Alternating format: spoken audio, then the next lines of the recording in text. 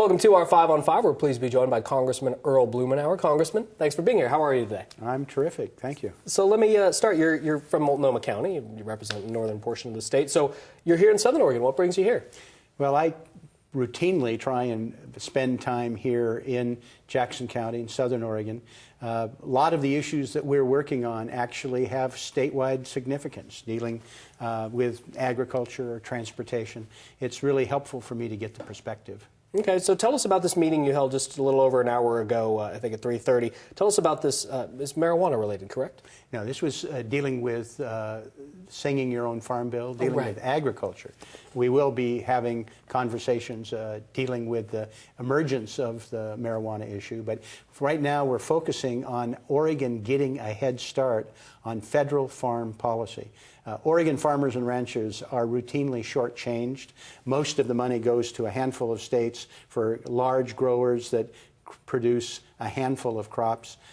Oregon has diversity, lots of small and medium-sized people who grow food, and they don't get the support they need from the federal government. We're starting a process now to design what a farm bill would look like just for Oregon, so we can do a better job for the next farm bill. You and Senator Wyden have been very active in trying to talk to the federal government about changing marijuana laws. You recently wrote a letter, correct me if I'm wrong, to Loretta Lynch, the Attorney General, about, is it taking marijuana off the Schedule I drug list? Absolutely.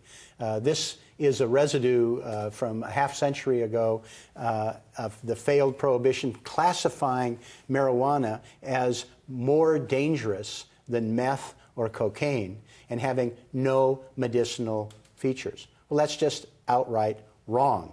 You know, look at rural and small town America and say that marijuana is worse than meth, the epidemic that we've had to struggle with.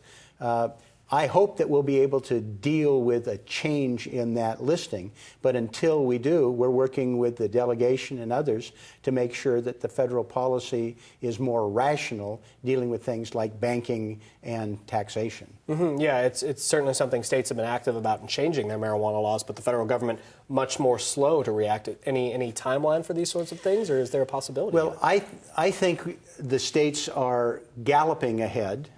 Now more than 200 million Americans live in states where some form of marijuana business is legal. We hope this Congress to be able to deal with two problems that no matter how you feel about marijuana, you know should change. One is forcing it to be an all-cash business, absolutely insane. And second, that legal marijuana businesses, because they can't deduct their business expense fully, pay 2, 3, 4 times as much in tax as an otherwise similar business. And I think we can make both of those changes this Congress, and I've been pleased working with Senator Wyden and Senator Merkley moving these things forward. Okay, what about marijuana and veterans, medical marijuana to be more specific? You proposed a bill kind of tying those two together. Tell us. Yes, well, we came within 3 votes in the House of Representatives on a proposal that would have allowed veterans in states where medical marijuana is legal to be able to consult with their VA doctor. It's actually, I think, foolish to deny them access to the medical professional of their choice, extra cost trying to deal with somebody new.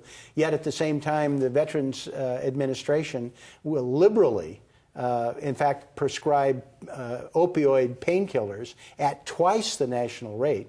And this is something that actually is killing people at an alarming rate around the country.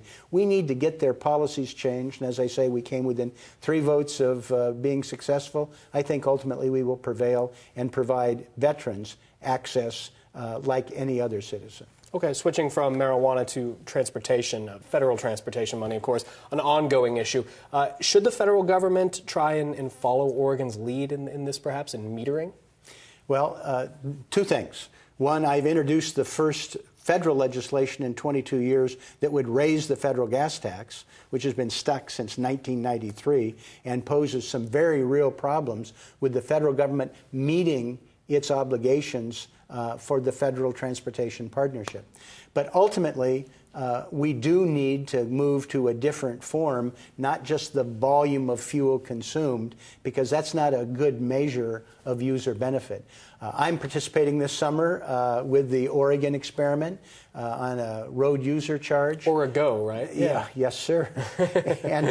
And I have legislation that would have the federal government expand the Oregon pilot project to other states on a voluntary basis, because in the next 10 years we really do need to make a change, and Oregon is showing the way and how it could be done. Well, thank you very much for dropping by, Congressman. It was a pleasure to meet you. My pleasure. Right, Thank you. Thank you very much. Stay with us. We'll be right back.